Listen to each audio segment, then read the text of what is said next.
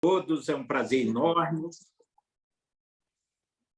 Nós estamos aqui na terceira aula, debate do nosso curso, que está sendo um sucesso absoluto, mais de 1.400 inscritos, presencialmente e virtualmente, a presença virtual, que é uma herança da pandemia, nós temos tido na sala cerca de 250 pessoas e uma audiência enorme no YouTube a posteriori, porque nem todo mundo pode ir na hora exata ao vivo, e é uma iniciativa para qualificar os candidatos e candidatas e suas assessorias a deputado, senador, um curso promovido pela Fundação Astrogildo Pereira, do Cidadania, e o Instituto Teotônio Vilela, do PSDB. O nosso mediador é um ex-secretário de Educação, candidato a deputado federal nessa eleição, o Marco Marrafon, e ele vai ser... Então, eu dou as boas-vindas em nome da Fundação Astrogildo Pereira e do Instituto Teotônio Vilela e passo, para a gente não se alongar, para o Marco Marrafon, que vai ser o nosso coordenador nessa noite. É com você. Vai que é tua, Tafarel. Muito obrigado, meu querido Marcos Pestana, nosso futuro governador do glorioso estado de Minas Gerais, a terra boa demais, eu gosto muito. E dizer que é uma alegria estar aqui com essas feras da comunicação, da publicidade, o professor Paulo Vasconcelos, o professor Marcelo Toniosi, e também contando aí, né, com apoio na mediação desse querido amigo, nosso Marcos Pestana, e do jornalista João Rodrigues, que está nos acompanhando aqui em toda esse curso maravilhoso de formação, né, de formação para candidatos e candidatas, promovido pelo Instituto Teotônio Vilela e pela Fundação Astrogildo. Já Pestana, um grande projeto em conjunto que deu certo, que mostra os acertos dessa união, uma união que efetivamente mostra dois partidos que se unem para formar uma federação forte e com projetos para o Brasil, acima de tudo, como uma alternativa democrática. Então, isso nos deixa muito felizes, e esse curso de formação de candidatos e candidatas, ele é uma primeira joia da coroa, um primeiro trabalho muito intenso, conjunto da Fundação Astrogildo e do nosso Instituto Teotônio Vilela. Hoje nós temos, nesse curso, sucesso imenso, né? 1.422 inscritos de todos os estados do Distrito Federal. Como vocês sabem, o objetivo é formar candidatos e candidatas, bem suas equipes, para que a gente possa fazer bonito, alcançar a vitória nessas eleições de 2020. E o tema de hoje é um tema muito importante, né, gente? Vamos falar a verdade. Quem não se comunicar não vai conseguir ganhar, e nós temos aqui, né, os melhores do Brasil para fazer esse diálogo com a gente. Isso nos anima muito, porque quando nós falamos de estratégias de campanha, comunicação e redes sociais, nós estamos falando aí de algo muito importante que está no coração, né, e é muito, muito mesmo determinante para a vitória. Nós temos aqui com a gente o professor Paulo e o professor Marcelo. Eu vou ler rapidamente o mini currículo deles, tá? E, na sequência, cada um falará por 20 minutos, né? Um pouquinho mais, um pouco menos faz ali dentro do padrão, para que a gente possa abrir para as perguntas, né? O jornalista João Rodrigues vai estar comandando ali no chat as perguntas, já tem algumas enviadas, enfim, para que a gente possa instaurar o debate e essa mediação, tá certo? Então, começamos pelo professor Paulo. O professor Paulo Vasconcelos, ele é publicitário, natural de Belo Horizonte, liderou a coordenação de marketing da campanha de Aécio Neves à presidência da República em 2014. Em 1995, assumiu a Secretaria de Comunicação do Governo de Minas Gerais. Atuou nas melhores agências de propaganda do país ao longo das últimas 4 décadas. Também temos aí, logo na sequência, o professor Marcelo Toniosi, que é consultor em comunicação, sócio-diretor da agência A+B Comunicação, fez MBA em gerenciamento de campanhas políticas na Escola de Graduação de Gerenciamento Político da George Washington University e pós-graduação em Inteligência Econômica na Universidade de Comillas, em Madrid. É colunista do portal 360. Professor Paulo Vasconcelos, professor Marcelo Toniosi, é uma grande alegria, uma grande honra para o Instituto Teotônio Vilela e para a Fundação Astrogildo tê-los aqui. E, conforme combinado, nós iniciamos, então, já passando a palavra diretamente ao nosso professor Paulo para as suas ponderações, para trazer esse conhecimento que todos nós estamos aqui muito felizes de estar presentes. Muito obrigado, professor Paulo. A palavra está contigo. Obrigado pelo carinho, obrigado pelo professor. Eu não tenho o status do Marcelo, portanto, sou um marqueteiro. É o tamanho onde consegui chegar. Pestana é um amigo querido. Aqui, viu, Paulo? Pestana é meu amigo querido, meu eterno candidato, seja para onde você for, votar do seu lado, você sabe disso. João, obrigado pelo convite e parabéns pela iniciativa. Eu acompanhei as últimas duas e gostei muito, acho muito bacana o que vocês estão fazendo. Eu vou tentar, eu imaginei uma dinâmica de perguntas e respostas, mas terminei estruturando aqui um raciocínio para tentar ocupar da maneira mais profícua possível esses tempos que você está me cedendo. Primeiro, dizer o seguinte, quer dizer, eu acho que quem se candidata, né, a um cargo proporcional é um corajoso. Né? É um corajoso, já é uma questão, enfim, ímpar, porque o cargo majoritário, né, ele é cercado, além de uma grande estrutura, de uma grande exposição de mídia, o que é a minha maior expertise e é onde fica muito mais fácil você fazer o trabalho de comunicação. Já o cargo proporcional exige uma militância e um esforço completamente diferente do cargo majoritário. Eu diria que o primeiro movimento, e até por sugestão do Pestana, trazer para vocês um pouco o guia do que fazer, eu diria que o primeiro movimento é fazer um mapeamento das mídias que vocês têm disponíveis. Né?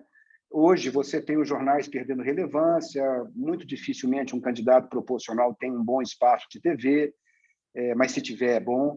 E para você ter a dimensão e a importância delas. É muito comum, o Pestana já me ouviu falando isso, é muito comum a gente ver uma preocupação excessiva com os jornais e acreditem, né, o mais importante para qualquer candidato é uma mídia de massa, é uma mídia de superexposição. Portanto, avaliem o tamanho da mídia que vocês têm disponível, a força que tem o jornal, seja jornal de bairro, seja rádio, seja TV, para vocês se dedicarem, né, a terem foco nesta exposição de mídia. A segunda coisa que eu acho muito importante para uma candidatura proporcional é marcar território. No caso da campanha majoritária, você é candidato de todos, de cada cantinho, de cada bairro, de cada cidade. Na candidatura proporcional, não. Você tem que escolher um território e como se fosse um cão bravo, marcar esse território com todo o cuidado, porque é ali que você tem a alavanca de crescimento da sua eleição. Isso é fundamental. Normalmente, essa marcação de território que me parece óbvia, nas minhas poucas experiências, insisto, com candidaturas proporcionais, eu não enxerguei muito isso sendo feito com muita clareza. Uma agenda um pouco dispersa, uma agenda sem foco. De novo, eu acho isso muito importante. Terceira coisa que eu acho extremamente relevante, definida a candidatura na rua, definido o posicionamento dela, se possível com pesquisas, eu falo com se possível, não é menosprezando a inteligência nem a capacidade dos candidatos, é que eu sei que para uma candidatura proporcional, de novo, pesquisa e certas tecnologias são mais inacessíveis, né? O recurso disponível para candidaturas proporcionais é sempre menor. Portanto, podendo ter pesquisa e podendo mapear território, eu diria que a campanha deveria começar muito forte. Use todas as suas forças nos primeiros dias de campanha, respire e use todas as suas forças normalmente nos últimos dias de campanha. Todo cidadão que acordar de manhã, preocupado ou pensando em política, ele está vivendo um momento difícil de vida. Isso não é normal na vida das pessoas, pensar em política. Isso é uma coisa que tem que ser estimulada e provocada. Portanto, quando a campanha começa, isso tem uma alta audiência, e quando a campanha termina, isso tem novamente uma alta audiência. Não gaste material nem muito esforço na barriga da campanha. Caminhe, visite, se reúna, fale, converse, venda a sua ideia, mas aquele investimento físico, financeiro, deixe para o começo e para o final, porque é ali que vai dar o grande resultado. Você começar bem, terminar bem, do meu ponto de vista, numa candidatura proporcional, é o segredo. Uma outra coisa, talvez a mais importante desses tempos hoje, onde nós, dinossauros, sofremos muito, né? Especialmente aqueles de barba branca, são as redes sociais. Essas redes sociais, elas vêm chegando na política de várias formas. Na eleição passada, eu escutei muito dizer as redes sociais, o Bolsonaro ganhou a eleição pelas redes sociais. Eu discordo. Não recomendo que vocês tentem ganhar a eleição da forma que ele ganhou, que foi uma facada, mas não foi pelas redes sociais. As redes sociais foram... O Bolsonaro foi o primeiro candidato daqueles tempos pós-Lava Jato a vocalizar né, uma rejeição da sociedade à política e especialmente ao PT naquele momento. Mas e com isso ele gerou uma grande tração. Essa direita, em 2014, já tinha se manifestado, né? Quando o Aécio vai para o segundo turno, ele vai com 19 pontos. Quando você abre o segundo turno, ele tinha 47. Aquilo era o antipetismo, não era um voto em Aécio. Portanto, eu citei essa coisa e essa minha opinião sobre a campanha de 2018, porque fiz a campanha do Meirelles, inclusive, porque da facada em diante, não tendo ido mais em nenhum debate, não tendo feito campanha, Bolsonaro passou a ser vítima, né, do establishment, né, do ambiente, né, que já estava deteriorado na cabeça do eleitor. Isso facilitou demais a caminhada dele. Portanto, na minha visão, redes sociais são canais de propaganda, são canais de informação. Se você tem uma história política longeva e uma causa longeva, você criou seguidores orgânicos. Isso é muito bom. Você tem lá uma quantidade X de pessoas que te seguem. A interação, né, diária com esses seguidores é muito importante. Colocá-los como militantes, mais importante ainda, o que é quase difícil, se não impossível. Porque dificilmente essas pessoas, num primeiro movimento, vão fazer a campanha para você. Você tem que pedir isso. E, portanto, as redes sociais é como se você estivesse vivendo o que nós estamos vivendo aqui agora, uma conversa, um bate-papo sobre campanha, e que você converse, interaja, quer dizer, uma coisa menos produzida, uma coisa menos formal, mas não fuja da sua ideia, não esqueça que são canais de propaganda, ninguém está querendo saber como é que você acorda. Eu ouço muito de pessoas que assessoram campanhas nessa hora, tal coisa bomba, tal coisa bombou. É claro, se você botar você beijando a sua mãe velhinha ou levando ela para passear, vai bombar, mas não vai te dar um voto. Pode até passar uma sensação de que você é bonzinho. Portanto, esse tipo de mescla, né, entre a tua persona, a vida pessoal, o que você faz e as suas propostas, são bem-vindas, mas não são, na verdade, aquilo que as pessoas que estão desejando votar vão querer ver de manhã quando abrirem suas redes. Eu acho que elas precisam de ideias, precisam de soluções, e eu acredito muito nisso.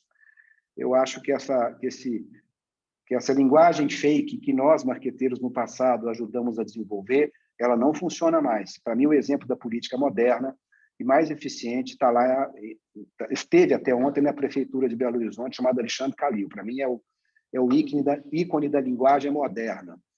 É um sujeito que traduz com mais clareza o pensamento dele, portanto, um produto típico de redes sociais. Uma outra coisa relevante que acho importante também, atendendo a essa minha sugestão de se investir muito no começo e se investir muito na saída, é vocês poderem ter algum recurso de impulsionamento. Isso eu acho muito relevante, porque com vocês tendo mapeado o território de vocês, nessa reta final, se tem uma mídia que funciona, é essa mídia dirigida e impulsionada, que a gente chama de micro-target, com essa mania que a gente tem de falar em inglês para falar coisas diferentes, mas, na verdade, é simplesmente você escolher delimitar um território e conversar diretamente com ele, não é conversar com todo mundo. Portanto, de tudo que eu faria em redes sociais, se vocês me dessem uma única coisa para fazer, eu usaria isso, impulsionamento e propaganda em redes sociais. Eu abriria mão de qualquer outro instrumento, porque é isso que eu acho que funciona para valer. Por fim, uma coisa que me chama muita atenção é essa falta, essa desunião que há hoje, o que a gente vivia no passado. Os partidos eram mais coesos, os grupos políticos eram mais coesos. Portanto, os candidatos proporcionais, eu percebo eles muito solitários hoje, com a caminhada muito solitária. Nós teremos uma eleição esse ano completamente atípica. Aliás, todas elas têm sua história própria, mas essa, considerando os movimentos do dia, né, e não acredito que existam outros movimentos que venham impactar essas eleições, nós teremos uma eleição muito polarizada, né? Hoje nós vamos ter 2 candidatos com partidos fortes, né, correndo por fora, o MDB com o Tebet, né, e o União Brasil com o Bivar, mas com baixo desempenho. Um candidato que está no meio do caminho, que é o Ciro, perdendo votos hoje, já teve mais, hoje tem menos, e Lula e Bolsonaro. A tendência, né, histórica do eleitorado é uma convergência, portanto, não dá para desprezar para candidatos proporcionais, além de ideias próprias, além de posicionamentos próprios, a nacionalização da campanha. Se alguém me perguntasse, Paulo, mas um candidato a governador deveria, naturalmente, vai seguir essa mesma linha? Não. Um candidato a governador vai precisar ganhar muita musculatura antes de abraçar um projeto nacional. Mas um candidato a deputado estadual, a não sei que tenha um nicho de mercado muito específico, um professor, um educador, um médico, uma pessoa que tenha uma interação muito forte com a realidade da sua cidade, da sua região. Por exemplo, se Marcos Pestana fosse candidato a deputado federal hoje, que abriu o nosso evento agora, e o Marcos tem um trabalho exitoso na área de saúde em Minas Gerais, lembrado em todas as pesquisas. Ele poderia ser um candidato estadual e não se preocupar tanto com o nicho, e nem com a nacionalização, justamente pela personalidade já construída, mas não é a realidade de quem está chegando na política hoje, ou de quem está vivendo o primeiro movimento. Portanto, a minha sugestão é essa de se preocupar, né, em encontrar o teu mercado, encontrar onde é que está teu voto, se dedicar a ele e, por fim, acho que nesse ano, mais do que em outros anos, o posicionamento político nacional fará a diferença. O estadual, claro que sempre, mas eu digo que o nacional porque a campanha vai estar polarizada mais cedo. É isso, eu vou encerrar aqui minhas primeiras palavras, desejando que a gente responda muitas perguntas. E passando a bola aí para o Marcelo, para a gente aprender um pouco mais. Por favor, muito obrigado. Isso, muito obrigado, Paulo, muito obrigado. E aí, como você mesmo falou, e maravilha essas palavras, as dicas, a palestra para a gente foi muito instrutiva e iluminadora. Eu mesmo já fiquei aqui já anotando algumas dicas com a minha equipe aqui.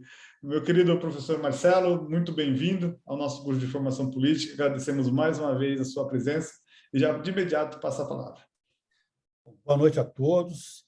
É um prazer estar aqui com vocês e conversando com gente da qualidade do Paulo, que acabou de dar uma aula aqui para a gente, uma pessoa excepcional, uma experiência de vida e de trabalho que é um exemplo para todo mundo, né? Eu acho ele admirável e gosto muito do Marcos Pestana, que é uma pessoa que a gente acompanha nos artigos dele hoje lá no Tempo, e compartilhamos. Então, temos amigos em comuns, e um deles é o nosso querido Laerte, que está lá nos Estados Unidos, e amigo do peito de muitos anos. E, bom, gente, a conversa aqui hoje seria sobre estratégia, seria sobre comunicação e seria sobre rede social. Eu vou concordar aqui com o Paulo, o raciocínio dele de que deputado federal, deputado estadual, candidato a proporcional, ele tem que marcar território. Eu tive a oportunidade de participar de um projeto da Fundação Adenauer, há uns anos atrás, coordenado pelo sociólogo Rubens Figueiredo, e era um livro sobre marketing político, e, naquela época, eu fiquei com o capítulo de eleição proporcional. E eu coloquei ali naquele capítulo várias experiências que eu tive com campanhas proporcionais e tudo. E, naquela época, a gente não estava com as redes sociais bombando como estão bombando no Brasil atualmente. E o que é essencial numa campanha proporcional? O cara gastar sola de sapato. Ele tem que marcar o território dele, mas ele tem que gastar sola de sapato. Tem que ter uma estratégia de campanha montada, ele tem que entender aonde é que ele vai buscar os votos dele. E a primeira coisa que eu pergunto sempre para um candidato que chega para conversar comigo, eu queria que você trabalhasse na minha campanha, eu digo para ele assim, o seguinte, por que as pessoas votariam em você? Me conta aqui. Uma grande parte das pessoas não consegue responder essa pergunta, é incrível. O cara não me revela isso. Aí eu começo a entender que ele vai ter muita dificuldade. Eu tive a oportunidade de participar num curso de preparação de candidatos ano passado, e eu fiz essa pergunta para todos que estavam na minha sala virtual, né? E muito poucos deles conseguiram responder. Esses que conseguiram responder, eu já marquei como um candidato forte, com chance de ganhar a eleição, porque ele sabe o que ele quer, ele sabe de onde que ele vai sair, para onde ele vai. Essa questão que o Paulo levantou, de marcar território, ela é a essência da candidatura do deputado. Por quê? Porque isso, na nossa linguagem, no nosso jargão, é o que a gente chama de fonte primária de poder. É a origem do poder do sujeito. tem gente, por exemplo, hoje em dia, que tem voto, digamos, nos evangélicos, na Polícia Federal, na Polícia, na Polícia Militar, etc. Isso são nichos da sociedade. Mesmo nos evangélicos, tem gente que tem voto na igreja X e não tem na igreja Y, certo? Ele vai ter que trabalhar aquele nicho dele. Quanto melhor ele trabalhar aquele nicho dele, mais fácil ele vai ser eleito. E ele tem que raciocinar em cima da regra da eleição, que é uma coisa que é muito pouco levada em consideração pela maioria dos candidatos. Ele tem que saber o que é quociente eleitoral, o que é quociente partidário, como é que ele se beneficia dessa condição. Porque aqui no Brasil nós temos uma eleição que a lista é aberta, a lista não é fechada. Então, se eu tiver muito voto, eu vou fazer os votos necessários para ocupar uma cadeira e a minha sobra vai ajudar a eleger o segundo, o terceiro, o quarto, o quinto e assim sucessivamente.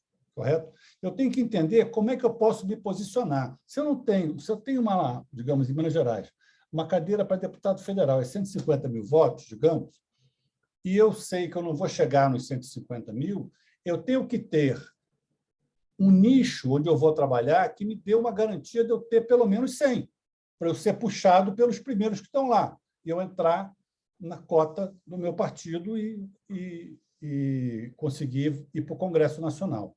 A maioria das pessoas que estão no Congresso Nacional hoje não fizeram votos suficientes para ocupar uma cadeira. Isso é fato e há muitos anos é assim. Tá? Eles entraram puxados e os que fizeram votos suficientes para ocupar uma cadeira são muito poucos. É uma minoria lá dentro do Congresso Nacional. Tá? Eu me lembro uma época, só para contar um caso aqui, quando o Enéas foi eleito lá em São Paulo, teve um deputado que veio com ele fez 1,5 milhão de votos, o Enéas. E teve um deputado de São Paulo que veio com ele, puxado por ele, que teve, sei lá, 300 votos, uma coisa que valha, uma titica de voto. E esse cara foi deputado federal por 4 anos, certo? Puxado pelo Enéas. Outros fenômenos, como Tiririca, como o Clodovil, aí em Minas Gerais, como Janones, por exemplo, né?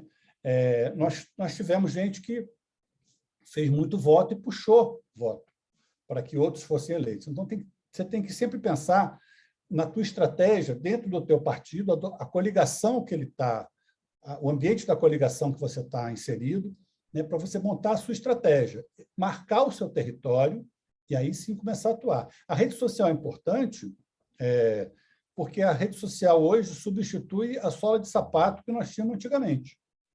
Porque eu consigo, com a rede social, entrar em determinados territórios que eu não conseguiria entrar a pé ou no carro de som, como, por exemplo, no Rio de Janeiro, no caso das áreas controladas pelo tráfico ou pela milícia. Você tem que pagar pedágio para entrar, não entra, enfim, uma confusão, e só os candidatos deles é que chegam.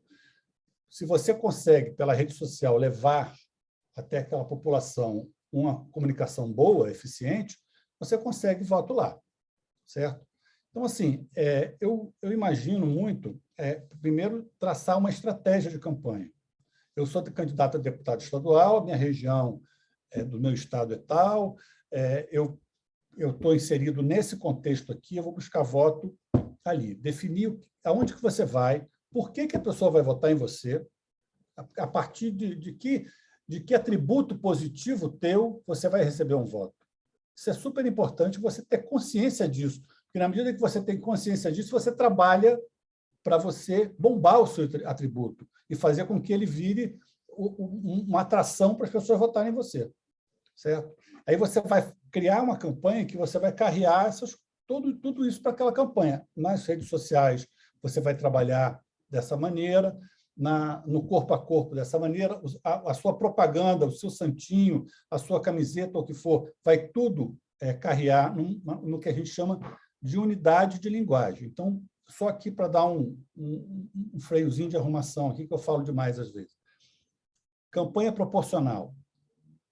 Target, ou seja, território que você vai marcar, entender o que você vai querer dali, qual é a sua identidade com aquilo ali, o porquê que as pessoas dali vão votar em você, carrear a sua comunicação com o que a gente chama de unidade de linguagem, ou seja, a tua rede social tem que falar a mesma língua do teu santinho, e tem que falar a mesma língua do que você fala nas tuas lives, tudo tem que ter uma unidade mesmo, algo que seja coerente com a tua proposta, né? Hoje em dia, o que eu sinto é que as pessoas começam a falar, e elas acham que só isso basta. Existem candidatos que, no falatório, eles foram eleitos. Tem um candidato de Minas Gerais, que é o André Janones, que hoje é candidato à presidência da República, que foi eleito, teve 180 mil votos em Minas Gerais, conseguiu, na greve dos caminhoneiros, aparecer, ter um espaço legal, e, a partir dali, então, ele começou a trabalhar só rede social. Ele não fazia outra coisa que não fosse rede social. Eu conversei com ele para entender um pouco o que ele tinha feito na campanha dele, e a campanha dele, ele ia para um quartinho, fazia as lives dele, normalmente falava o que ele tinha que falar, e começou a carrear votos a partir disso. É uma pessoa que hoje, por exemplo, eu não sei se teria a mesma quantidade de votos que ele teve antes em Minas Gerais, porque ele não tratou, não cuidou do eleitorado dele lá de Minas Gerais. Ele passou a ser um deputado que falava para o Brasil. Então, eu acho que essas questões que você levanta, do que as pessoas precisam, o que você vai oferecer para as pessoas, qual é o trabalho que você vai fazer, qual é a tua bandeira. Isso é importantíssimo numa eleição em que a gente está permeado de questões como, por exemplo, costumes, por exemplo, violência. Por exemplo, nós temos hoje 2 candidatos, pela primeira vez no Brasil, nunca antes na história desse país, para usar a expressão de uma pessoa conhecida, 2 presidentes, um ex-presidente e um presidente da República, se enfrentaram numa eleição. Isso nunca existiu aqui. O que nós estamos vendo hoje é um fenômeno. Essa eleição está polarizada da maneira como ela está, porque nós temos dois candidatos, que um é o presidente da República, candidato à reeleição, e o outro é um ex-presidente da República, candidato à eleição, a derrubar o que está lá. Então, um homem que governou o país 8 anos, esse já governa o país há praticamente 4. Então, ali não tem inocente naquela história ali. Ali não tem ninguém chegando, não tem novidade nenhuma. Talvez seja o fato de você ter essas 2 pessoas com essas características nessa eleição, isso provoque o fato de que você não fala de futuro nessa eleição. É uma eleição onde você não fala para as pessoas de futuro. As pessoas estão muito carentes disso. Qual é o papel? Quem vai falar essas coisas para as pessoas? São os deputados, os candidatos a deputado, que estão lá com a oportunidade de chegar perto das pessoas, de fazer o corpo a corpo com uma mobilidade muito maior do que o Bolsonaro ou o Lula. Entender essas pessoas dentro do seu próprio território. E aí, sim, buscar os votos dela. Certo? Tentar ganhar isso aí. Isso é uma estratégia. A rede social, eu vejo hoje como uma evolução enorme, principalmente na política. A primeira vez que eu comecei a trabalhar com política e internet, o Paulo vai lembrar disso, a coisa mais moderna que tinha era o e-mail marketing. Aí inventaram um e-mail marketing. Me lembro que lá nos Estados Unidos, os caras estão fazendo isso, a campanha do Bill Clinton, o e-mail marketing tinha vídeo, que tinha animação e tal, e já ficou um negócio maravilhoso. Só que aquele negócio navegava num modem de 264, sei lá, um negócio que fazia barulho, era uma confusão. Isso foi sofisticando. Naquela época não tinha rede social. As redes sociais foram surgindo, MySpace, Orkut, não sei o quê, e foram evoluindo para o que nós temos hoje aí. Né? São espaços que as pessoas, dentro das próprias redes sociais, estão divididas. Quando a gente faz determinadas pesquisas e monta determinados gráficos, você vê claramente que você tem grupos, que a gente chama de clusters, que estão divididos, cada um como se fossem tribos, né? E você tem que entender em que tribo você pertence, para você poder fazer a sua campanha. Então, eu acho que a rede social ela vai ser muito importante, essencial, na minha opinião, para você vender o seu peixe, passar o seu material, fazer mobilização, mas você tem que entender que rede social hoje é uma coisa muito poluída, tem de tudo lá. Tem fake news, tem notícia positiva, tem notícia negativa, tem mulher pelada, tem violência, tem, enfim, tudo que você pode imaginar. Tem o cara que matou as crianças no colégio, e tem o filme do cara que fez a matança das pessoas, enfim, tem de tudo que você imaginar, guerra na Ucrânia e tal. Então, você tem que entender como é que você vai chegar naquela pessoa que vai te dar o teu voto por ali. Como é que você vai competir com tanto barulho, com tanta informação ao mesmo tempo. Não é? E essa estratégia você vai ter que montar. E você só vai entender isso na medida que você identifica onde é que estão os teus votos, o teu potencial de voto, por que vão votar em você e como é que você vai trabalhar essas pessoas. Tá? Eu vejo muito por esse caminho aí. Acho que montar a comunicação ela vai estar, ela vai surgir na medida em que você entendeu quais são as demandas da sua campanha. Na medida em que você identificou essas demandas, montou a sua estratégia, vai trabalhar com inteligência. Hoje, as campanhas têm uma tendência, fora do Brasil e aqui do Brasil também, de trabalhar muito com inteligência. Nós temos visto hoje, por exemplo, uma campanha que tem trabalhado com uma inteligência incrível, que é a campanha na Colômbia, cuja eleição é agora, final de semana, dia 29, se não me engano, é a eleição, e domingo. E você tem um candidato de esquerda, que é o Gustavo Petro, que está na frente, bem na frente dos demais, ele está praticamente ganhando no primeiro turno, a soma dos outros empata com ele, que é um candidato que foi guerrilheiro do M19, que, enfim, tem uma história de luta armada na Colômbia, e a esquerda nunca governou a Colômbia.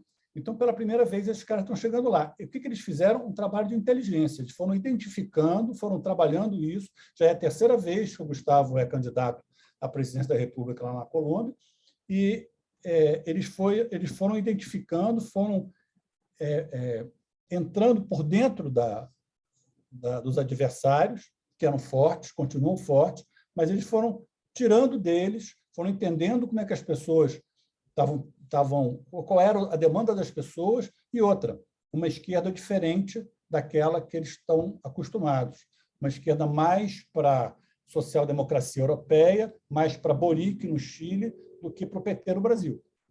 Entende? Isso é uma tendência que pode chegar aí, e que eu acho que vai vir aqui para o Brasil uma hora, porque isso está no mundo aí, está na globalização.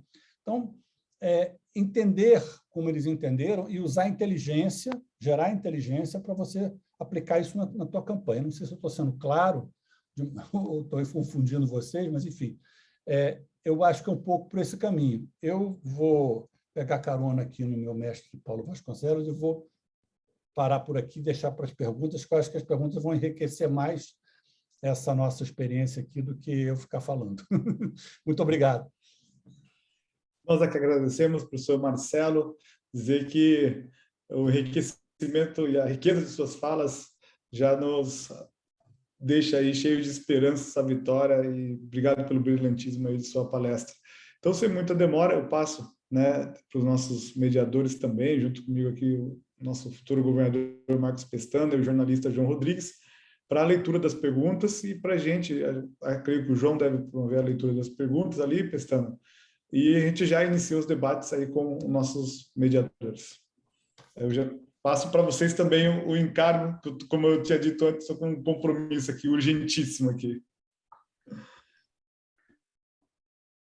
João, pode soltar, então, a primeira pergunta. Obrigado. A primeira pergunta eu vou soltar em vídeo. Tem várias perguntas aqui no chat, mas a gente recebeu também, ao longo do dia, perguntas em vídeo para os nossos palestrantes. Aí a primeira pergunta, ela vem aqui de Brasília, é da pré-candidata a deputada distrital, a Yara Prado. Ela fez uma pergunta e eu vou pedir para o pessoal da técnica soltar o vídeo da Yara.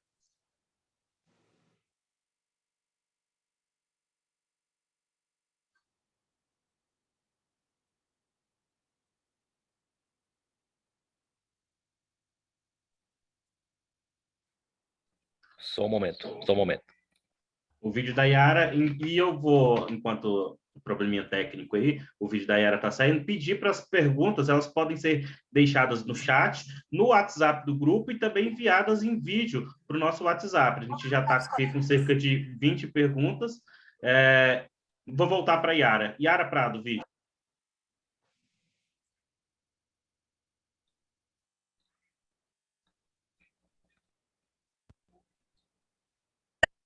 Olá, caros colegas. Eu sou Yara Prado, pré-candidata a deputada distrital aqui no Distrito Federal e gostaria de fazer 2 perguntas. A primeira pergunta é: qual a melhor estratégia para transformar seguidores em eleitores nas redes sociais? E a segunda pergunta é: qual a melhor forma de transmitir autoridade política sendo uma profissional da beleza, também nas redes sociais? Obrigada desde já. Pergunta da Yara, eu vou pedir para o Paulo responder primeiro, e em seguida o Marcelo responder, pode ser? Pode ser. Meu áudio está ok, tá, né? Muito bem. Elas fazem 2 perguntas. Primeira pergunta, como que ela pode transformar seguidores, né, em eleitores. E a segunda pergunta é como é que uma profissional da beleza pode, conseguir votos. As 2 perguntas têm a mesma resposta, né? Na verdade, eu só acrescentaria que nas redes sociais você tem que ser muito, muito transparente quanto à sua persona, ou seja, você tem que ter ideias e propostas, né, que sejam factíveis, que possam ser consideradas pelas pessoas e não fantasias, né? Ou seja, é muito comum você estar na oposição, por exemplo, e ter uma crítica absolutamente sem fundamento em relação ao seu adversário ou o que está acontecendo na cena política. Isso pode funcionar em alguns lugares, mas não continuará funcionando em ambientes cada vez mais desenvolvidos, onde a comunicação está cada vez mais acelerada. Portanto, transformar seguidores em eleitores depende de você. É você se transformar em candidata, né, e conseguir convencer aquelas pessoas que ontem te seguiam, porque você era uma profissional da beleza ou porque você estava ali sugerindo algumas coisas na cosmética ou no comportamento, em ideias para a vida, né, em ideias que possam melhorar a vida das pessoas e daquelas pessoas que te seguem. Seria essa a minha resposta.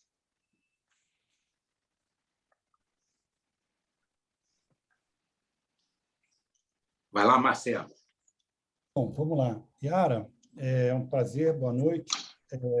Eu diria 2 coisas para você. Primeira coisa, seguidores e eleitores. Você tem, não sei quantos seguidores você tem nas suas redes sociais, mas na medida que você interage cada vez mais com eles, na medida que eles são orgânicos, não estão ali de passagem, estão ali interagindo com você, tem uma relação, criam uma relação contigo, esses seguidores passam a te respeitar e sabem que você é candidata e tem propostas que bate com eles, quer dizer, o seu santo cruza com o deles. Se as tuas propostas forem propostas que esses eleitores, seguidores estão buscando, têm uma expectativa, elas praticamente vão vir por gravidade votar em você. Dificilmente vão votar em outro. Né? E em relação à questão da autoridade política, porque você é uma profissional da beleza e tal, eu acho que, enfim, isso não atrapalha em nada. Eu vou dizer uma coisa para você. Eu sempre digo para meus clientes uma coisa que, para mim, é fundamental. Conte a sua história antes que o seu adversário a faça. Se você contar a sua história primeiro que os seus adversários, vai ficar difícil para eles mudarem a sua história. Eu falo isso porque eu acho que o Wikipedia é uma ferramenta muito legal para você, para as pessoas conhecerem você. Quando você tem uma Wikipedia, ela vai, primeiro, no ranking do Google, ela vai aparecer em cima. Então, vai ser fácil das pessoas identificarem isso. Segundo, você conta a sua história ali. Se o teu adversário quiser mudar a tua história, ele vai ter que entrar ali, editar e dar fonte, dar dado. A Wikipedia exige uma série de procedimentos para que ele possa interferir ali e mudar. Eu aprendi isso com o César Maia, porque o César Maia não tinha Wikipedia. E eu tinha dito para fazer uma Wikipedia, lá atrás. Eu sugeri isso numa conversa com ele. Eu não trabalhava para ele. Enfim, eu conhecia o César há muitos anos e numa conversa eu falei isso para ele. Você gosta tanto de estar na frente, lançou um blog e tal, faz uma Wikipedia para você. Ele não fez. O que aconteceu? Os outros fizeram. E aí a Wikipedia dele era uma Wikipedia negativa. Então as pessoas passaram a conhecer o César pela Wikipedia negativa dele. Foi uma mão de obra enorme para ele conseguir virar o jogo e consertar aquela Wikipedia dele lá. Então, eu acho que você se tornar uma autoridade política trabalhando com beleza, você tem que contar a sua história, e essa história tem que ser uma beleza. Entende? Muito obrigado, Marcelo. Eu vou ler uma pergunta aqui do chat e depois eu vou intercalando as perguntas do chat e os vídeos que a gente recebeu. A gente recebeu uma pergunta lá de Aracaju, Sergipe, é a Cláudia Freitas. Ela faz uma análise de que seguidores e likes são diferentes. Seguidores não são eleitores. E ela pergunta, gastar a sola de sapato ainda garante mais votos do que as redes sociais? Paulo. Zero dúvida. A gente, na abertura do nosso papo aqui, tanto o Marcelo quanto eu, aliás, o Marcelo até enfatizou isso mais do que eu, como sendo o caminho correto para candidaturas proporcionais. Veja, não dá para mitificar as redes sociais. As redes sociais são um instrumento de mídia, quando você precisa delas para transformá-las em consumo, em voto, etc. No caso de produto de consumo, o Google, né, persegue você, não é isso? Todo mundo conta essa história todo dia, não vou passar rápido. Você está comprando uma passagem, daqui a pouco chegam 7 ofertas. Você está comprando um óculos, enfim.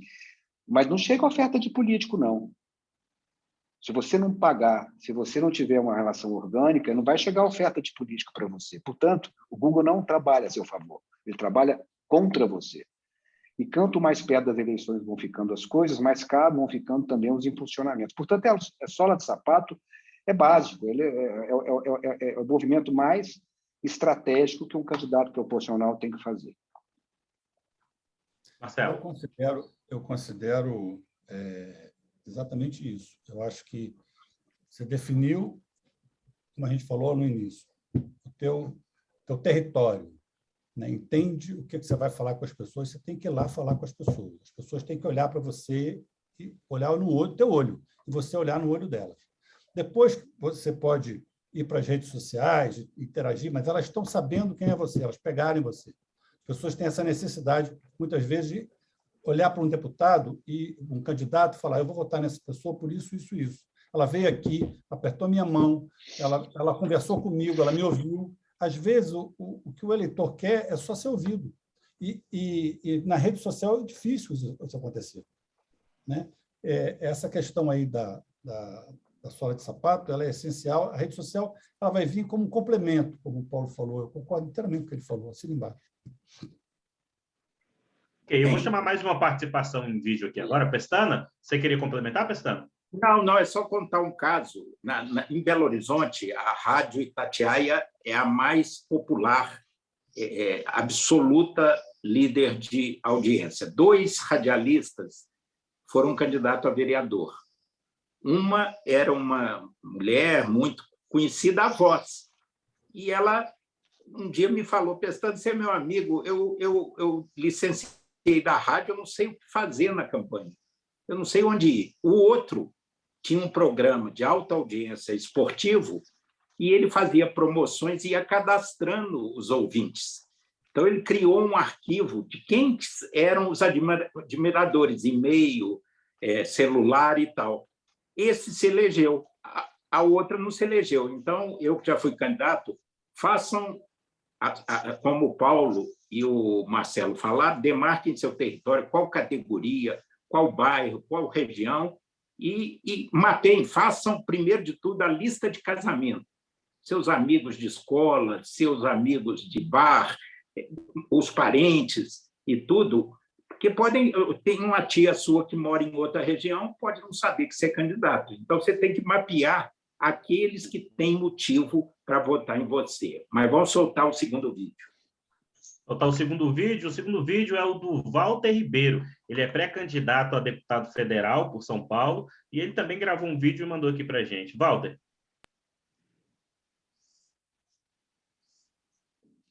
Olá, boa noite a todos. Meu nome é Walter Pinheiro Ribeiro e sou de Pereira Barreto, interior de São Paulo. E sou pré-candidato a deputado federal. Como serei candidato pela primeira vez e não tenho nenhum trabalho político para ser mostrado, eu quero perguntar o seguinte: como eu devo fazer para comunicar a minha campanha? O que eu devo fazer e falar para ganhar a credibilidade e a confiança do eleitor? Muito obrigado a todos. Paulo. Essa talvez seja a pergunta mais difícil de todas, né, Marcelo? Veja, você é candidato pela primeira vez, né? A gente vai voltar ao começo do papo, né? Onde a gente já tratou disso um pouquinho. Marcar seu território, né? Ter ideias, ter propostas, ter conhecimento de causa de alguns temas específicos, o que é necessário na candidatura proporcional e não tão necessário no majoritária. Na majoritária, você tem um exército de assessores, faz planos de governo e você domina superficialmente, né, esses temas. No proporcional, você tem que ser especialista em alguma ideia. Né? Não basta ser o bonitinho, bem vestido, o mais simpático da turma. Isso te leva a algum lugar, mas então te leva ao final da história. É basicamente isso. Quer dizer, eu para privilegiar aí quem também está na lista para fazer pergunta, recomendo que você dê uma voltada no que Marcelo já falou e que eu também falei um pouquinho, sobre as receitas de como construir uma candidatura, mas é basicamente isso. Marcelo. Olha, Walter, eu recomendaria a você, primeiro, que você trabalhasse para contar a sua história. As pessoas têm que te conhecer, se você não tem nenhum trabalho, tem que se fazer conhecido, de alguma maneira. Né? As redes sociais podem te apoiar nisso, mas você tem que saber onde é que você vai trabalhar, que a gente já um pouco falou anteriormente, entendeu?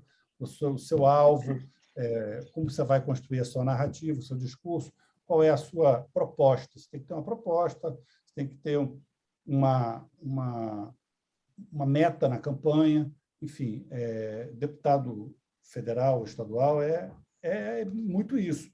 E fazer o seu corpo a corpo. As pessoas têm que começar a lhe conhecer, lhe entender, e você despertar nelas algum interesse naquilo que você está propondo. Você tem que ter uma proposta boa, bem arrumada e tal, para você poder ganhar voto. É isso. Obrigado, Marcelo. Paulo, eu vou ler mais uma pergunta aqui do chat, antes da gente chamar mais um vídeo. A pergunta é lá de Ilhéus, na Bahia. O Caio, ele é pré-candidato a deputado estadual lá, e ele fala, né, que os custos da campanha de publicidade vão muito além de si. E ele gostaria de saber quanto de orçamento costuma ser destinado à publicidade, a essas outras atividades. Se é possível, se é recomendável você aplicar percentuais, 50% para o digital, 50% para o marketing tradicional, se existe uma receita de bolo nesse sentido de aplicação de recursos. Começo eu? Sim. Por favor, Paulo. Sempre, tá, né? Tá bom, vamos inverter isso, hein, Marcelo? Isso é muito privilégio. Não existe uma receita de bolo que seja uma ciência exata. Já vi algumas contas do tipo, olha, você tem que produzir material gráfico, por exemplo, para 5, 6 vezes a meta de votos que você deseja atingir. Eu diria que nas redes sociais seria a mesma receita, ou seja, você precisa falar com uma quantidade muito maior de pessoas do que aquelas que você imaginaria que votariam em você, ou a quantidade de votos que você imaginaria serem necessários para você chegar lá. É uma resposta muito delicada de dar. Eu preferia apostar um pouco mais no que o Marcelo respondeu na questão anterior. Você tendo uma causa, você naturalmente, né, vai mapear um horizonte, um potencial de mercado para isso. Você tendo, por exemplo, se você tenha, vou falar uma coisa básica, se a sua questão é melhorar o ensino, ou o salário, ou a qualidade do professor, você já delimitou um território, portanto, você já delimitou também um cenário de investimento. Ou seja, se você não tiver uma ideia, você não saberá para que ela serve.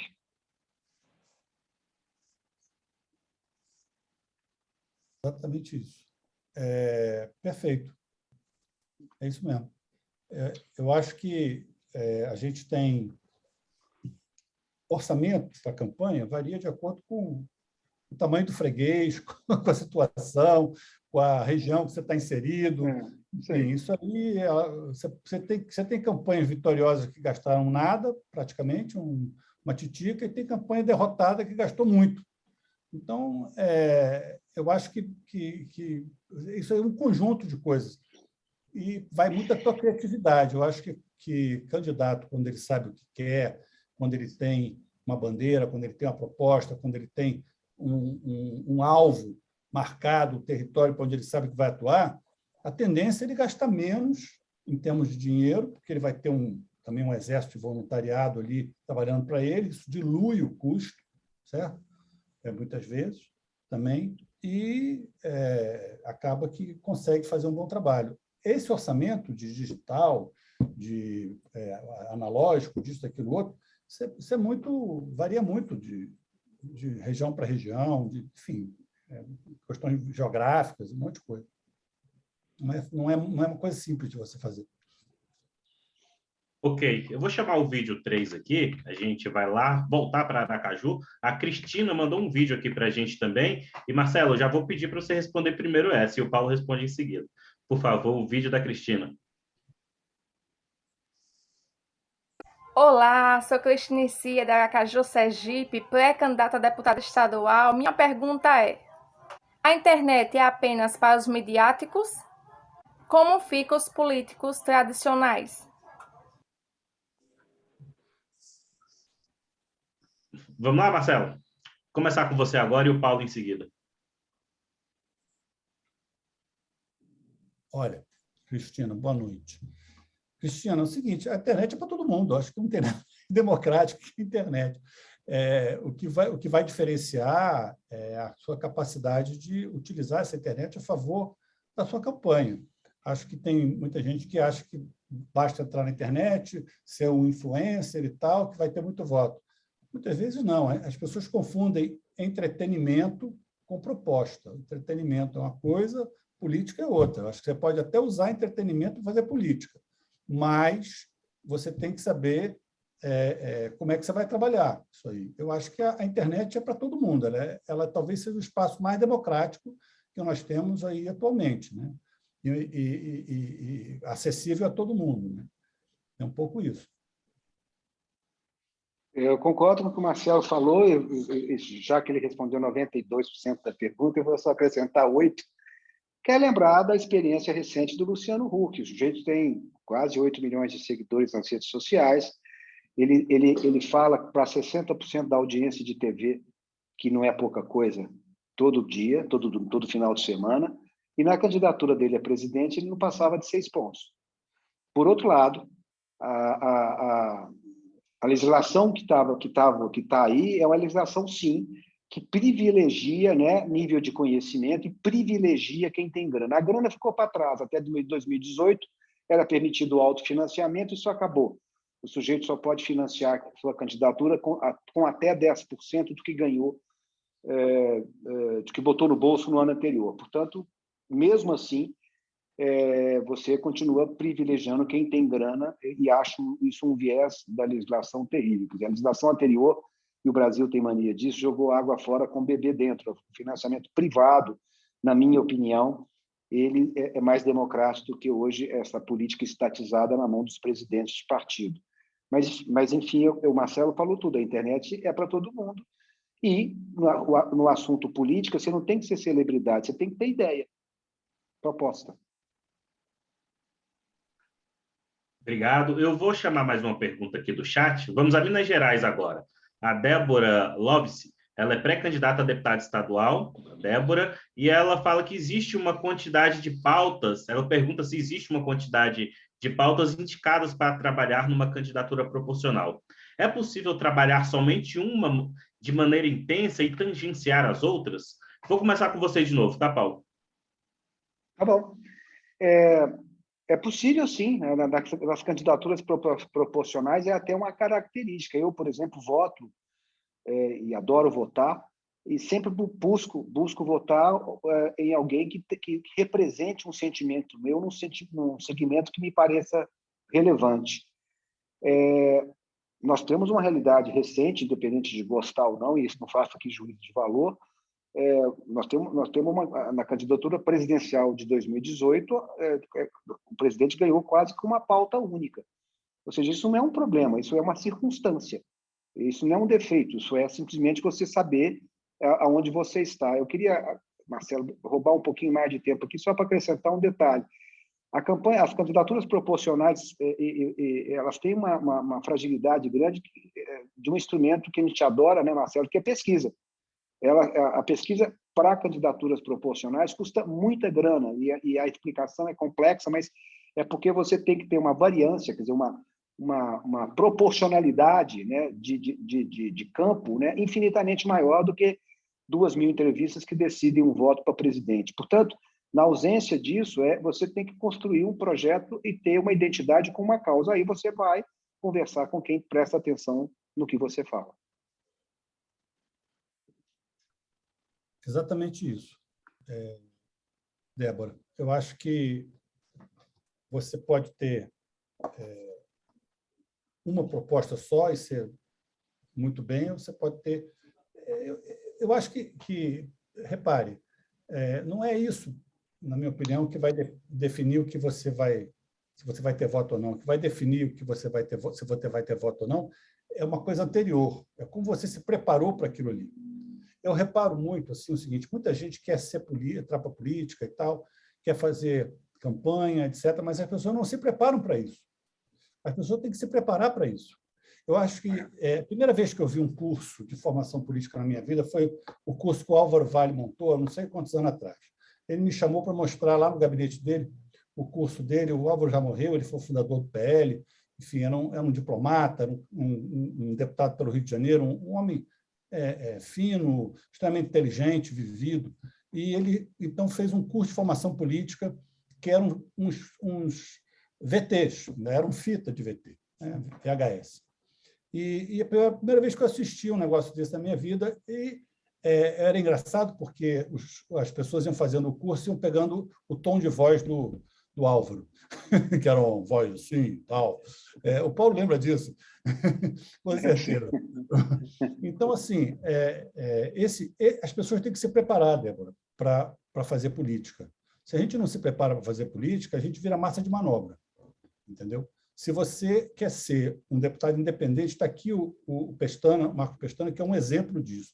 O Marco Pestana, inclusive, já sofreu muito na vida dele por pensar pela cabeça dele, não ser levado a pensar pela cabeça dos outros. A gente vê todo o tempo no parlamento é feito manada no plenário em determinadas votações. Gente que não sabe nem o que está votando.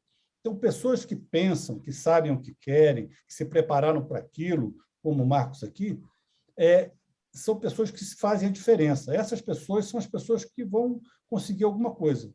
Aí você tem que pensar muito nisso, assim, em como se preparar, etc. Entendeu? Pestana, você foi citado aí, gostaria de complementar alguma coisa? Não, eles estão dando a direção correta aí para todos os candidatos. Você tem que escolher. Eu, por exemplo, a minha marca, como eu fui secretário de saúde 8 anos, eu foquei na saúde. Eu fui vice-ministro do meio ambiente e não discutia meio ambiente, porque senão se dispersa o foco. Eu sou professor universitário e tal, não foquei na educação. Se você, aquela coisa do vereador, antigamente, que tinha o horário eleitoral, que ainda tem, que ele falava assim, eu sou candidato a vereador, sou a favor do transporte coletivo, da saúde, da educação e da habitação, do saneamento e tal, eu conto com você, meu número é 45333. Então, assim, você é a favor de tudo e não é a favor de nada. Então, esse foco é a construção da sua imagem e atingir o link, por exemplo. Eu fiz uma entrevista na Globo News que motivou, eles fizeram uma série de 4 programas em 2018 sobre como se elege um deputado. E eu fiz uma tipologia, toda tipologia é provisória e sujeita a chuvas e trovoadas, mas você tem 5 tipos de deputados, grosso modo. O comprador de votos, as pessoas que compram a eleição. O segundo é o popstar, ou a celebridade, ou esportiva, ou artística, ou o youtuber, ou as celebridades modernas, pós-modernas. O candidato de segmento social, da Igreja Universal, da Igreja Metodista, da Igreja Católica, do time de futebol, do Atlético, do Corinthians e tal, você é chefe de uma torcida organizada, ou você é ligado ao movimento das APAES, dos hospitais filantrópicos. Então, você tem um nicho ali, um segmento social. O quarto tipo é o deputado municipalista, que é eleito, eu tinha um pouco disso, com base no apoio de vereadores e prefeitos. E o último, que está em extinção, é uma ave rara, é o deputado de opinião. Nós tínhamos, por exemplo, José Serra, em São Paulo, a gente tinha o Gabeira, no Rio, Miro Teixeira, nós tínhamos lá em Minas o Sérgio Miranda, eram deputados de opinião. Atualmente, a política foi tão abalada, a credibilidade é tão baixa, que você não adianta... As pessoas são muito desconfiadas em relação ao mundo político, mas, grosso modo, você tem esses 5 tipos de deputados. Então, se você é um enfermeiro, por exemplo, os enfermeiros fizeram uma campanha pelo Piso Nacional dos Enfermeiros. Eu tenho um amigo que é presidente do Conselho Regional de Enfermagem de Minas e é candidato a deputado federal. Ele tem um nicho dele, ele está indo em cima dos enfermeiros. Não adianta atirar para todo lado, a não ser que você seja um Tiririca, uma Janaína, lá em São Paulo, né? Esse sucesso de mídia social. Vamos lá, João. Vamos lá, eu vou chamar mais um vídeo aqui agora. Esse vídeo é do Paulo Rodrigues. O Paulo Rodrigues, ele é da Paraíba, só que ele está nos Estados Unidos. Ele nos acompanha lá da Califórnia. Paulo. Boa noite a todos. Me chamo Paulo Rodrigues, sou de João Pessoa, na Paraíba. Atualmente estou morando aqui na cidade de Orlando, na Flórida, nos Estados Unidos, há 5 meses, fazendo um processo formativo, e agora no mês de junho estou de volta aí. Não trabalho para nenhum candidato, mas estou à disposição para colaborar e contribuir com o processo político. Minha pergunta vai: como a gente pode superar os jargões, as ideologias, os discursos cheios de vaidades? Como se aproximar da comunidade, da população, de profissionais liberais, de gente qualificada, e fazer processos de escuta, de oitivas, mecanismos que possam agregar projetos políticos. Muito obrigado pela participação e aguardo as respostas. Vamos acompanhando.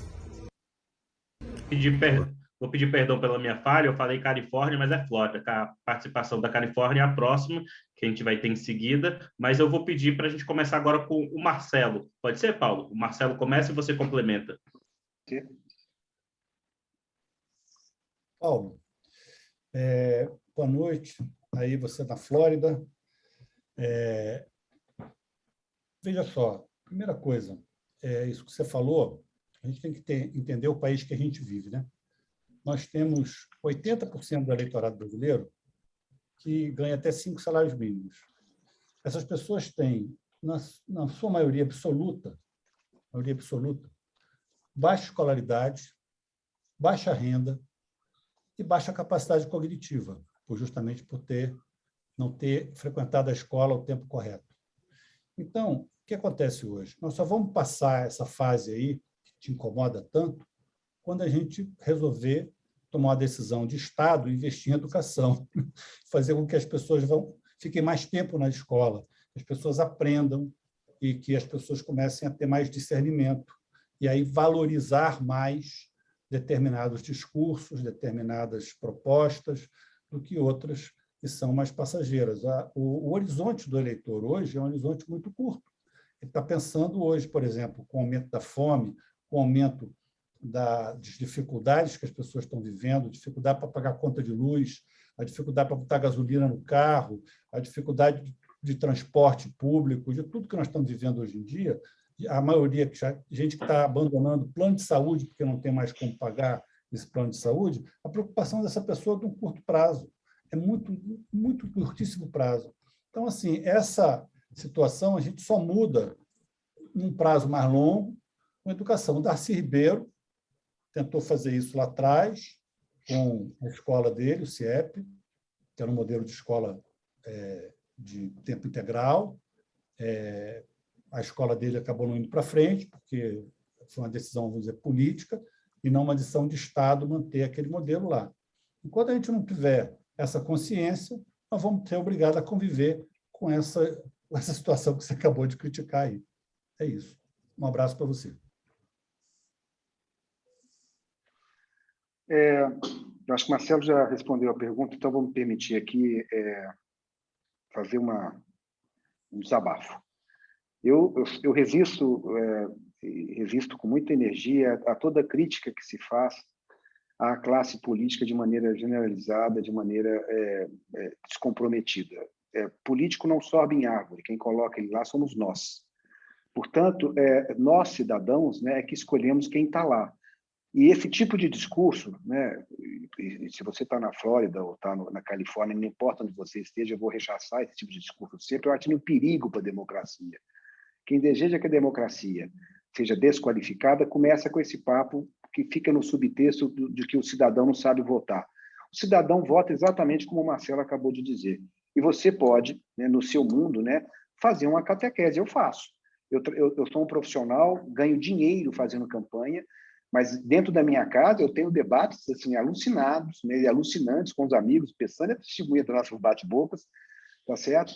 Porque eu vendo e insisto em vender minha opinião e acho horrível as pessoas que votam em branco, votam nulo, ou virem as costas para a política, porque a política é transformadora, é ela que faz as coisas acontecerem. Portanto, esse papo, como é que eu posso fazer com que pessoas mais inteligentes... Meu amigo, todo mundo é inteligente até onde foi permitido sê-lo, entendeu?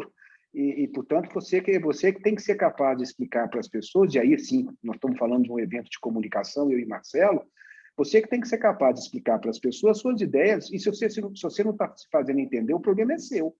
Porque comunicação não é o que a gente fala, é o que o outro entende. Vai lá, refaz e volta ao discurso. Mas é isso. Eu acho fundamental pensar dessa forma. Político não sobe em árvore. Quem põe lá somos nós. Perfeito. Obrigado, Marcelo. Obrigado, Paulo. Paulo, eu vou continuar com você aqui. Pode ser?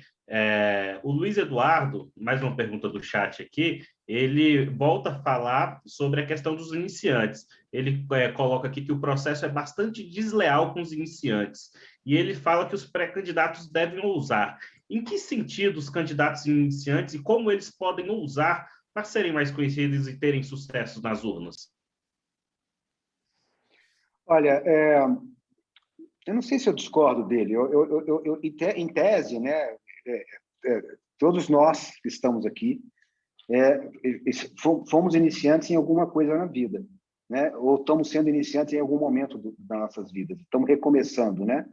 Eu adoro uma frase de um governador que eu admirava, lá em Minas Gerais, o Hélio Garcia, que ele dizia que ele era o homem do risco e do recomeço. Portanto, eu vejo assim, a política tem sido muito generosa com os iniciantes, muito mais do que a gente percebe e imagina. Se você olhar governadores, que é um negócio dificílimo, uma escada comprida, que demora anos para você chegar lá. Na eleição passada, quem tinha ouvido falar em Witzel?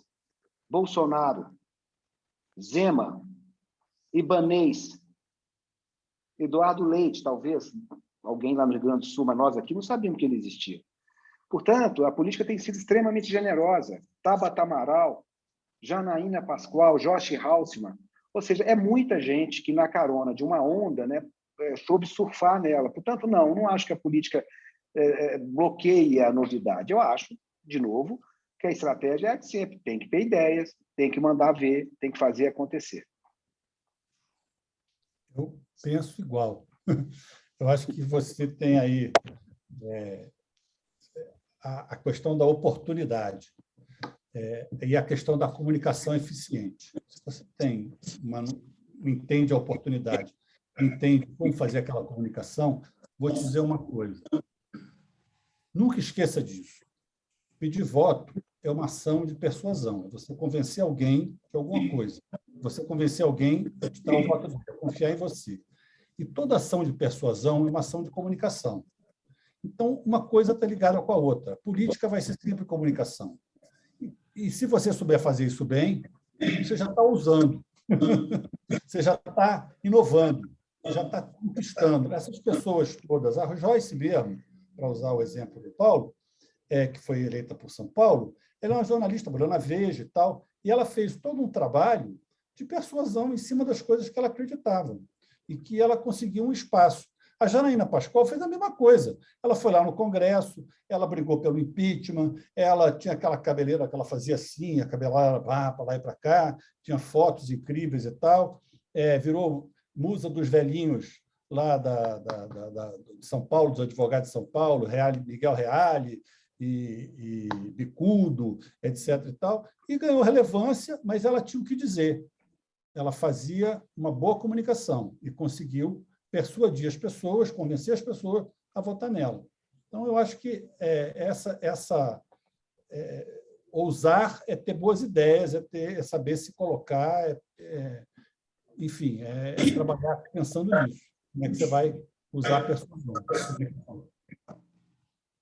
Ok, eu vou fazer um registro aqui da participação aqui do nosso querido Paulo Rodrigues. Ele pediu para fazer uma retificação de que o vídeo dele cortou e passou a ideia que ele poderia estar falando de modo pejorativo.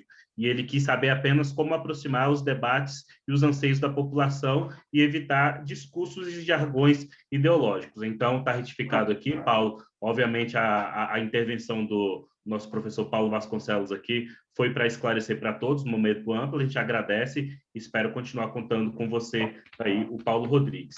E aí agora eu vou para o Rio Grande do Sul. João, só uma observação sobre isso, que ele falou do atual ambiente de radicalização, da polarização e toda essa fraseologia ideológica muito polarizada. É muito importante ver como é que o processo de comunicação é o centro de tudo. O Brasil está com 12% de inflação, 11% de desempregados, está com 13% de taxa de juros, está a população empobrecendo. O Bolsonaro vai ser o primeiro presidente da República que vai entregar um salário mínimo em termos de poder de compra menor que pegou. Todos os outros, desde o Plano Real, entregaram um salário mínimo maior. No entanto, consegue se desviar como se o problema fosse o Daniel da Silveira, a urna eletrônica e coisas que os engenheiros do caos conseguem semear como se fosse o problema nacional, fosse caçar o careca do Supremo.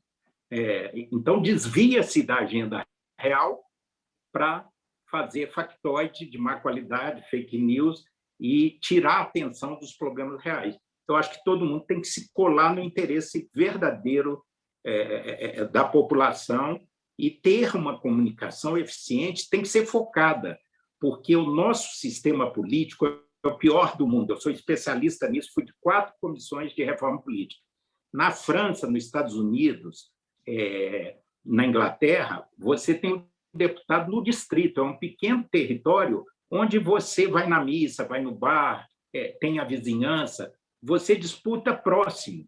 O nosso sistema não é maluco, não é nem lista fechada, as pessoas não votam no programa do partido, não votam no partido e nem votam no território reduzido. Minas é do tamanho da França, da Espanha.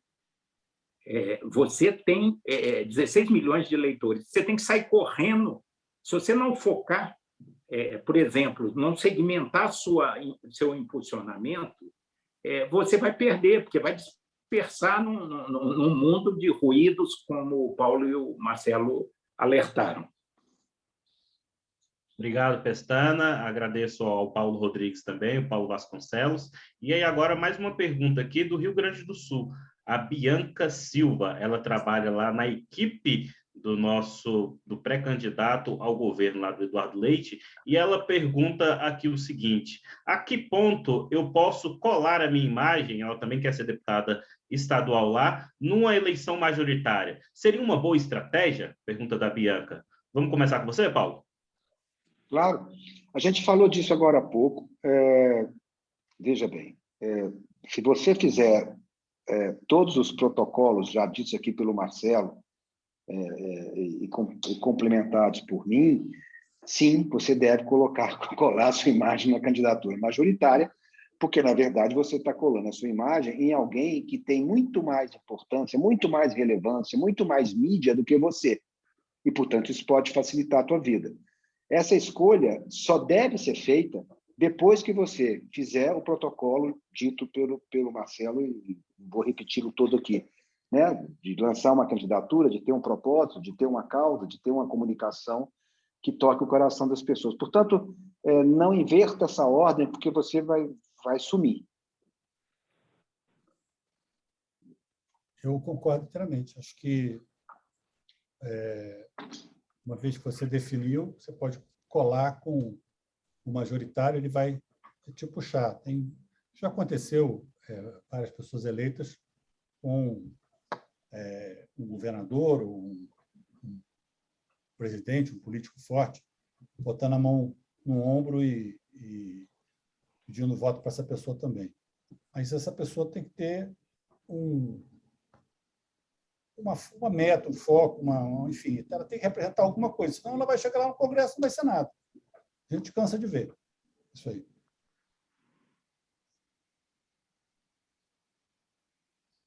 Pode seguir, João. Tá bom, eu acho que, porque o horário aqui a gente já está limitando, mas, Pestana, acho que a gente pode fazer mais uma pergunta ou duas, né? Para a gente encerrar 8h30. Temos ainda 8 minutos. 8 minutos, então acho que dá para responder mais 2 ou 3 perguntas. Eu vou responder a pergunta da Emanuele, aqui ela é de Fortaleza. Ela é pré-candidata a deputada estadual lá e já é a segunda vez que ela está tentando. E ela pede aí um conselho. Ela não é muito avessa a gravar vídeos, internet, essa coisa toda, mas ela gostaria de saber como que ela pode vencer essa timidez. Teria alguma dica, Paulo, para ela vencer essa timidez e agora voltar a ter sucesso aí nas urnas? Olha, essa pergunta, lamento informá-la que ela está fadada em sucesso se ela não superar a timidez. A política é a arte da socialização, do diálogo, da convivência, e uma hora, mais cedo ou mais tarde, ela vai ter que pegar no microfone ou subir no palanque e dizer o que pensa, e etc. Portanto, essa timidez pode ser para ela muito complicada, já que a base, né, a linha mestra da comunicação é justamente você se manifestar, seja onde for, da maneira que for, né? E, parafraseando o nosso ídolo, Pestana, todo artista tem que ir onde o povo está. Então, não tem papo. Essa timidez sua, desculpe, não me leve, não estou sendo você cínico no que eu vou dizer, mas claro que uma conversa com um profissional experiente te ajudaria a entender onde é que está esse medo que você tem chamado de timidez. Uma das forças que eu uso, eu tenho muita dificuldade com palestra, então sou solidário a você. Uma das coisas que eu uso como segredo é me preparar. Toda vez que você está preparado, você vence mais facilmente seus medos. Mas, eu lamento te dizer, se não vencê-los, não entre nessa vida de política, porque você depende disso. Você depende da capacidade de comunicação. Isso é essencial, Emanuele. Eu vou te contar um caso aqui que eu acompanhei, muito, muito interessante. Em 1994, o Zé Serra teve que fazer um curso para aprender a rir. E eu descobri isso aí. Eu era editor político do jornal Correio Brasiliense aqui em Brasília, e me cantaram essa história. Olha, o Zé Serra está fazendo um curso para aprender a rir, porque o Zé Serra é um cara carrancudo, sempre foi um cara mais fechado e tal, provavelmente por timidez. Eu sempre gostei muito do Zé Serra, sempre admirei ele muito. E todo mundo admirava o Zé Serra. O Zé Serra era uma pessoa mas todo mundo reconhecia esse lado casmurro dele. E então eu peguei e mandei uma repórter, que era a Wanda Célia de Oliveira, atrás do Serra para fazer uma reportagem sobre o curso de riso do Serra. E o Serra, por incrível que pareça, o Serra melhorou muito depois desse curso de riso. Ele foi para o governo Fernando Henrique, ele foi ministro, ele foi o melhor ministro da Saúde que nós tivemos aí, e o Serra passou a conviver melhor com as pessoas. Então, assim, ele conseguiu se superar em vários aspectos. Não ficou 100%, porque é difícil, e, enfim, não é assim. A personalidade dele, ele é um homem que tem uma personalidade forte, né? E, enfim, mas ele melhorou muito, Isso aí. Então, isso foi a disposição dele. Então, eu me somo aqui ao Paulo e digo para você o seguinte: você tem que querer se preparar e enfrentar.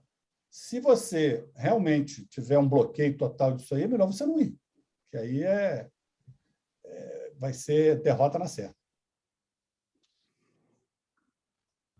Agradeço aí a Emanuele, a Manu de Fortaleza, né? Desejando aí que ela consiga realmente vencer a timidez para ter sucesso. Eu tenho mais uma pergunta aqui do Carlos de São Paulo, e eu vou começar dessa vez com o Marcelo. Marcelo, a pergunta dele é o seguinte: hoje qualquer partido que seja contra o atual governo é taxado de comunista. Como fazer para desmistificar esse discurso? Pergunta do nosso candidato Carlos, lá de São Paulo.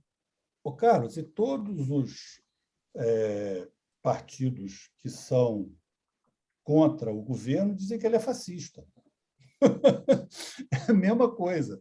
Então, isso ele chamar de comunista, isso, aquilo, é uma narrativa que você tem hoje, desse confronto que a gente tem de ideias, que é uma coisa meio que importada. O mundo inteiro está assim, né? Dois lados no mundo inteiro. Então, você tem, nos Estados Unidos hoje, os republicanos continuam brigando com o John Biden. E aí estão dizendo que lá o Trump e a turma dele, que bate lá, é fascista. Os outros dizem que o Biden virou comunista, que agora os neo-esquerdistas estão todos abrigados no Partido Democrata. A mesma coisa está acontecendo na Europa, com outros partidos. Hoje você vai ter uma briga lá boa na Áustria daqui a pouco, que você tem um primeiro-ministro que é considerado pela esquerda europeia um fascista, porque ele apoiou os governos mais duros, etc. E tal. E, na realidade, isso vai acontecer sempre. O teu adversário vai ter sempre essa narrativa para te desmoralizar. Da mesma forma que lá no Chile os caras ganharam a eleição dizendo que o candidato adversário era fascista. E aí votaram na esquerda e a esquerda ganhou. Então, assim, eu acho que isso faz parte do jogo, né? Nós temos que entender isso como faz parte do jogo. E como é que eu vou entrar nesse jogo e vou conseguir me dar bem no meio desse tiroteio aí, entendeu? É a capacidade que cada um tem de sobreviver. Eu vou só para terminar aqui, para encerrar, eu vou lembrar do Juscelino Kubitschek, que é um craque, foi talvez o maior político que a gente já teve, na eleição dele de 55, acusado de ser getulista. E a oposição não queria deixar o Juscelino assumir. Fizeram tentativa de golpe militar. Tiveram que... O golpe foi abortado, conseguiram abortar o golpe. E o Juscelino tomou posse, né? E era taxado de comunista, quando, na realidade, não era nada disso, né? O Juscelino era um cara... Era um democrata, era outra coisa, completamente diferente. Mas, na época, o Lacerda e a turma dele xingavam desse jeito. Então, assim, isso vem... todos os tempos tem essas coisas, né? Eu acho que o Marcelo já foi assim, absolutamente cuidadoso e delicado, então eu vou ser mais chato, porque acho que a resposta do Marcelo é a mais correta para você levar para a vida. Eu vou dizer para você, gente, na política, ela é a arte do contraditório, né? Ou seja, saia da sua bolha. Você está convivendo com gente que não está concordando com o teu discurso. Ou você enfrenta essa turma e os convence. Esse é o barato da política. A gente é contratado e ganha uma grana feroz, entendeu? Para conseguir, né, convencer o eleitorado de que o caminho certo não é este e é aquele.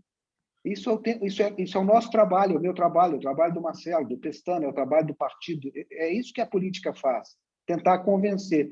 Agora, essa turma aqui, e você que está mexendo com política deve acreditar em pesquisa, eu queria lembrar a você que a maioria é comunista, tá? Absoluta nessa eleição. Se você olhar para as pesquisas, né, 60 e tanto por cento do eleitorado é comunista. Portanto, vai para lá. É lá que está o seu eleitorado. Gente, chegamos ao nosso horário precisamente. Eu queria só registrar sobre isso. As últimas eleições nas democracias avançadas ganharam posições centristas ou sensatas em todas elas. O Biden, nos Estados Unidos, o primeiro-ministro de Portugal, na Alemanha, o social-democrata, na Austrália, o trabalhista, no Chile, o que era um político de esquerda, mas que teve um discurso muito equilibrado, o Macron na França. Então, assim, polarização, como o Marcelo registrou, sempre houve. Outro dia, numa sabatina que eu fiz na Folha de São Paulo UOL, deturparam no impresso, falando que eu era contra a polarização. Não, é o que o Paulo falou. Polarização é a essência da política, mas há polarizações e polarizações, né? Você sempre teve o integralismo contra o Getúlio, o Carlos Lacerda contra o Getúlio e o JK, a Arena e MDB. O problema é que hoje está uma coisa derivada para considerar o adversário inimigo, não ter diálogo, não ter formação de consensos. Então, é muito importante, se você tem convicção da sua posição sensata, é claro que eu recomendo até um livro, quem puder ler, é um livro de 100 páginas só, o Engenheiros do Caos, que conta como é que essa polarização se deu na Itália de 2014 e daí foi para o mundo afora. E que mostra que os engenheiros do caos precisam da radicalização para mobilizar suas bolhas. Mas há espaço para um discurso. Tem que ter coração quente e cabeça fria. Tem que ter emoção. Tem que ter sedução. Tem que ter envolvimento do eleitor, convencimento, persuasão. Então, eu queria agradecer em nome do Instituto Teotônio Vilela, da Fundação Astrogildo, que foi sensacional. Eu acho que deu muito gás na galera. Nós tivemos 200 pessoas aqui ao vivo e mais todos os outros inscritos, que são 1.400 no nosso curso, assistirão certamente. Nós estamos com um trabalho, o João está coordenando um trabalho importante no grupo de WhatsApp. Então, agradecer muitíssimo a esses dois craques, ao Paulo Vasconcelos, ao Marcelo, pela contribuição inestimável que eu tenho certeza que deram à candidatura de todos aí em cada ponto desse Brasil e que a gente precisa transformar, ter fé no futuro, superar essa profunda crise multifacetada que nós estamos vivendo e acreditar na política, porque é a única ferramenta de transformação da vida e da vida das pessoas, principalmente das pessoas mais pobres. Como o Paulo registrou, a população sabe votar. Ela pode ser iletrada, pode não ter formação escolar densa, mas eu lembro um caso de um comício que eu fiz em Divinésia, de tarde, numa comunidade, num distrito, aí uma senhora quase analfabeta, de uns 70 anos, uma mulher negra, chegou para mim e eu distribuí a colinha, né, a cédula eleitoral. Ela chegou, eu subi no banquinho da praça, falei para umas 150 pessoas, ela chegou para mim depois, menino, gostei muito do que você falou. Eu vou te pedir permissão só para não votar nesse aqui, era o José Serra. Esse aqui eu tenho compromisso com Lula. Ele melhorou minha vida. Então, você vai me perdoar, eu vou votar nos outros todos, mas aqui eu não vou votar, não, porque eu tenho um compromisso com Lula. Quer dizer, uma senhora de um distrito rural de Divinésia, uma cidade de 3 mil habitantes, mas ela sabia localizar a opinião dela e o interesse dela. Então, não subestimemos a população, a forma de comunicar, e o Paulo e o Marcelo nos deram preciosas recomendações para vocês botarem a campanha de vocês. Parabéns pela coragem de ser candidato. Eu também já estava aposentado, com a chuteira pendurada, foram me tirar para, de novo, voltar a ser candidato a governador em Minas, mas parabéns pela coragem de participar da democracia, porque a liberdade e a democracia é o único caminho desejável para a construção do futuro. Muito obrigado, Paulo, muito obrigado, Marcelo. João, parabéns aí pela organização desses eventos. Um grande abraço, boa noite a todos. Boa noite a todos. Peço desculpas e agradeço aqui, porque eu tenho um voo agora, então estou correndo aqui para o aeroporto. Marcelo, um grande prazer. Obrigado pelo convite. Foi um privilégio dar essa aula com você. Viu? Muito obrigado a todos e parabéns pela iniciativa. Faço das minhas palavras as palavras do Pestana. Vou me despedir aqui. Obrigado a todos.